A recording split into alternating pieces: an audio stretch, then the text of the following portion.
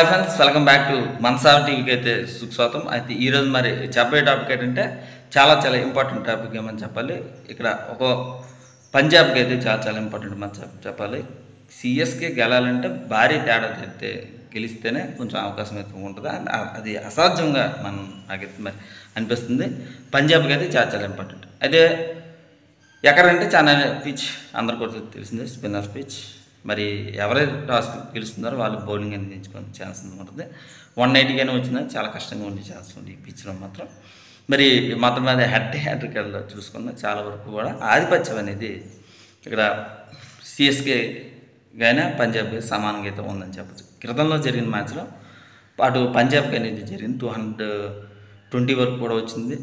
ఇటు పక్క 202 వరకు కూడా ఇక్కడ సిఎస్కే అనేది చేయడం చాలా వరకు కూడా దగ్గరికి వచ్చి ఓటమి పాలవడం కూడా చూసాం. కానీ ప్రస్తుతానికి ప్రతీకారమైన సిఎస్కే తీసుకుంటుందా లేకపోతే ఏంటనేది చూడవలసిన పరిస్థితి కూడా ఎక్కువ ఉన్నాయి. మరి ఇక్కడ మరి సిఎస్కే ప్లేన్ లేవాలని చూసుకున్నా చాలా వరకు కూడా అందరినీ ప్రయోగించి మరి గెలుపు సాధ్యమైతే అవుద్దా లేకపోతే ఏంటనేది చూడాలి. మరి రషీద్ కానీ మరి మొన్నటిసారి చాలా మార్పులు అనేది చేశారని చెప్పచ్చు. శామ్ కరణ్ అండ్ బ్రీప్స్ నుండి కానీ వెరీ వెరీ ఇంట్రెస్టింగ్. బ్రీప్స్ అయితే చాలా ఎక్సలెంట్గా మరి రాణించారు. ఖచ్చితంగా సరే అతనికి ఇంకోసారి అవకాశం ఇచ్చే ఛాన్స్ ఉంది. మరి ఈ ప్రస్తుతానికి ఎలా ఉంది ఏంటని చూడాలి.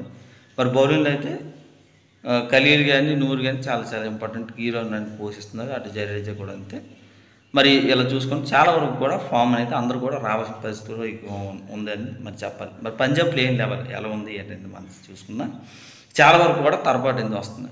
అరవరన్ ఇండి కానీ చాలా వరకు కూడా మొన్నసారి మంచి ఫామ్లోకి వచ్చినా సరే మ్యాచ్ అనేది అక్కడైతే సిఎస్కేతో రద్దు అయితే అయిపోయింది. కానీ ప్రస్తుతానికి అదే ఫామ్ అనేది కంటిన్యూ చేసి బౌలింగ్లో కూడా మరో ఇంకో ఫామ్ అనేది కంటిన్యూ చేస్తే విజయం ఉంచే ఛాన్స్ ఉందని చెప్పచ్చు. మరి ఎక్కువగా మరి నాకు తెలిసినంతవరకు కూడా పంజాబ్కి చాలా అవకాశం అయితే ఉందని చెప్పచ్చు. ఎక్కువ అవకాశం చెన్నైకి తక్కువ అవకాశం అయితే ఉంది. కానీ హోమ్ అడ్వాంటేజ్ చెన్నైకి ఎక్కువ ఉంది కాబట్టి మరి హోమ్ అడ్వాంటేజ్ తీసుకుని ఏమన్నా గెలుస్తారా ఏంటని చూడాలి. మరి షాక్ ఇస్తుందా ఏంటని చూడాలనిపిస్తుంది.